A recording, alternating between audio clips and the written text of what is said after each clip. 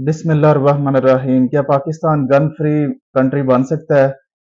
पंजाब में, सिंध में और केपी के और बलूचिस्तान में, केपी के और बलूचिस्तान की कंडीशन हमें शुरू से ही पता है, लेकिन हम पंजाब और सिंध की बात करेंगे कि पंजाब और सिंध में गन कल्चर, बंदूक कल्चर इतनी ज़्यादा क्यों फैला है, और इनके फैलने की वजह से जो आज हम थोड़ा सा एनालिटिकल थोड़ा सा एनालिसिस करते हैं कि 2012 में पाकिस्तान के 70 लाख लोगों के पास गनशिप की ओनरशिप थी। फिर 5 सालों बाद कितने ज्यादा हो गए? 4.5 करोड़ हो गए 2017 में। 4.5 करोड़ लोगों के पास गन थी। फिर 2024 का ताजा जो है वो रिपोर्ट है, 6 करोड़ लोगों के पास है। इससे ज्यादा तजावुज कर सकते हैं 2024 में। तो ये कितनी परसेंटेज बन रही है? पूरी दुनिया में पाकिस्तान जो है 22वें नंबर पर है। 2024 में 22वें नंबर पर है। 2018 में ये 24th यानी कि 24वें नंबर पर था। और इसकी जो रेशो है 22.3% पर 100 पीपल है, यानी कि 100 लोगों में से 23 ऑलमोस्ट लोगों के पास, 23 लोगों के पास ये गन होती है। यहाँ से आप अंदाजा लगा लें। और जो कानून की तरफ आएंगे कि पाकिस्तान का कानून क्या कहता है कि कौन गन रख सकता है कौन नहीं। 18वीं तरमीम जब हुई थी पीपल्स पार्टी के दौरे हुकूमत में, तो उसके बाद जब ये सूबों को इख्तियार मिल गया था कि ये खुद लाइसेंस दे सकते हैं गन रखने का। इससे पहले सिर्फ फेडरेशन के पास ही था, वफाकी गवर्नमेंट के पास था। तो फिर उनको कानून का हक मिल गया कि अब इसके लाइसेंस कितनी किस्म के होते हैं? 2 किस्म के होते हैं। एक प्रोहिबिटेड लाइसेंस होता है जो कि ऑटो होता है, और दूसरा नॉन प्रोहिबिटेड होता है जो सेमी ऑटोमेशन होता है, जो मैनुअल गन चलाते हैं। तो ज़्यादातर सेमी ऑटो लाइसेंस ये इजरा करती है गवर्नमेंट, लेकिन मखसूस सूरत हाल में केपी के फाटा कबायली एरियाज में, बलूचिस्तान में जहाँ टेररिज्म और क्राइम ज़्यादा है, अंदरून सिंध में भी क्राइम ज़्यादा है, जनूबी पंजाब में भी, तो ये मुख्तलिफ सूरत हाल बनती है। और डीलरशिप और सेल का कैसे इनका मैकेनिज्म इन्होंने तय किया हुआ है कि जो है, जो लाइसेंस मिलेगा वो 25 साल मिनिमम एज होनी चाहिए। अब इनका सजा क्या है? डीलरशिप के लिए भी इतने ज्यादा रेगुलेशन तो बने हुए हैं, लेकिन अमल दरामद नहीं है कानून पर। तो इसकी जो इलिसिट यानी गैर कानूनी जो इसकी, अगर कोई हथियार रखेगा, गन रखेगा, बंदूक रखेगा, पिस्टल रखेगा, सिर्फ और सिर्फ 7 से 14 साल कैद है।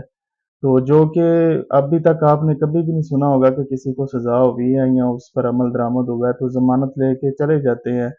तो मजे की बात यह है कि पाकिस्तान टॉप जो 50 कंट्री है ना, 50 मुल्क हैं जो जिनके जो बंदूक, जहां कल्चर सबसे ज्यादा है, जहां लोगों के पास गन सबसे ज्यादा है, कत्लो गारत होती है, क्राइम्स होते हैं, वहां पाकिस्तान 22वें नंबर पर है। तो लेकिन इंडिया, मजे की बात है कि इंडिया कहीं दूर दूर तक नहीं है।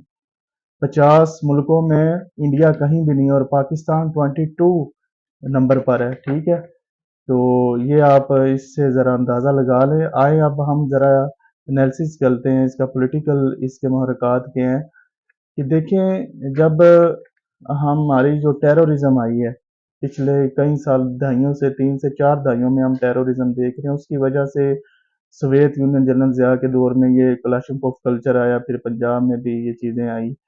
तो दूसरा ये है कि जो गांव की दुश्मनियां है, गांव की ज़मीनों की लड़ाई है, सबसे बड़ी ये वजह है। मैं पंजाब और सिंध की बात कर रहा हूँ। जो इधर कल्चर है, आपकी नस्लें जो है वो एक इतनी जहलीत है, इतने ज़्यादा जो है, ज़िंदगी का मकसद ये है उनका लड़ना। और ये ज़र, ज़मीन और जान, ये तीनों चीज़ें कितना होती हैं।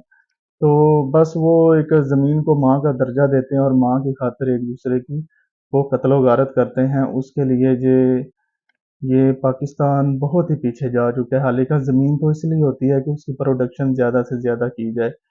तो मेरा ये ख्वाब है, जमहूरी सरकार पार्टी का भी एक ये ख्वाब है, मेरा एक विजन है कि हम एक तहरीक, ऐसी अवेयरनेस कैंपेन चलाएं कि जहां पर नौजवान आपस में खुद में, शादियों में ये फायरिंग करते हैं, ये मेलों में करते हैं, नॉन वायलेंस एक مائنڈ سیٹ ہمیں نوجوانوں میں لانا ہوگا، کیونکہ یہ گن پر بندوقوں پر بہت زیادہ فخر کیا جاتا ہے اور بہت زیادہ پسند کیا جاتا ہے۔ پنجابی فلموں بھی آپ دیکھ لیں، اس میں بھی یہ کلچر کا پرچار کیا جاتا ہے، اور اس کے علاوہ جو انڈیا والا پنجاب ہے، سکھ، ان میں جو ہے وہ بہت سارے گانے ان میں جو بناتے ہیں، وہ سارے بندوق کے سر پر لگاتے ہیں، یا لڑکی ہوتی ہیں بندوق، لڑکی تو ایک سیکنڈری چیز انہوں نے بنائی ہوئی ہے۔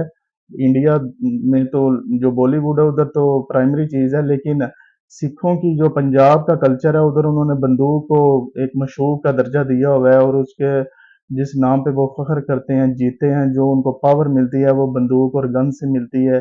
اس کا سب سے بڑا ثبوت ہے سدھو موسے والا نے بھی یہ گن کلچر کو بڑا پروموٹ کیا تھا، لیکن پھر وہ اسی گن کلچر کا ہی شکار ہوا ہے۔ یہ ایک بڑی جو ہے نا وہ ایک تلخ حقیقت ہے، لیکن اس نے بے نقاب بھی سیاستدانوں کو جو کیا تھا، برصغیر کے سیم ہی سیاستدان ہیں، انڈیا، بنگلہ دیش، پاکستان، لیکن انڈیا کے سیاستدان پاکستان سے کئی حد درجے بہتر ہے، لیکن سسٹم سیم ہے۔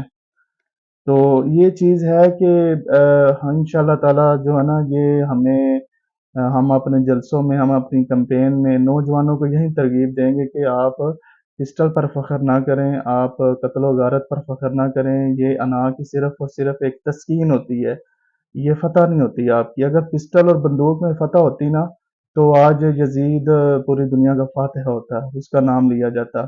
اگر پسٹل اور بندوق میں ہی طاقت ہوتی، نمرود، فرعون میں کا بھی آج نام لیا جاتا۔ اگر پسٹل اور بندوق اور گن میں طاقت ہوتی، general Zia, general Musharraf, general Ayub آج ان کے گن گائے جاتے۔ تو بندوق کی طاقت کچھ بھی نہیں ہوتی۔ آپ اسلام دیکھ لیں، یہ کوئی کیسے پھیلا؟ اسلام کا مطلب ہی امن اور بھائی چارے کا ہے۔ تو جب ہم اپنی دیہاتی 80% ایریاز کو میں ٹارگٹ کر رہا ہوں ہمیشہ مائنڈ سیٹ بدلنے کی، گاؤں میں جو دشمنیاں اور جھگڑے لڑائیاں چل رہی ہیں، تو آپ اس وجہ سے بہت زیادہ پیچھے ہیں۔ تو اس کلچر سے باہر نکلیں، تو آپ ترقی کی طرف آئیں، اپنے مائنڈ سیٹ کو لرننگ مائنڈ سیٹ بنائیں، اپنے بچوں کو اعلیٰ سائنس اور ٹیکنیکل ایجوکیشن دلوائیں، اور اس ماحول کو بدلیں۔ اس ماحول سے نکلنا نہیں ہے، وہ ہماری جگہ ہے، وہ ہمارے گاؤں ہیں، ان کو ہم نے امن کا اور سائنس اور ٹیکنالوجی کا ایک امن کا گہوارہ گاؤں کو بنانا ہے۔ اور انشاءاللہ تعالیٰ یہ وقت دور نہیں، اب آنے والی نسلیں بہت بہت باشعور ہیں، وہ اپنے والدین کو سکھا رہی ہیں۔ تو مجھے اجازت دیں، اللہ نگہبان۔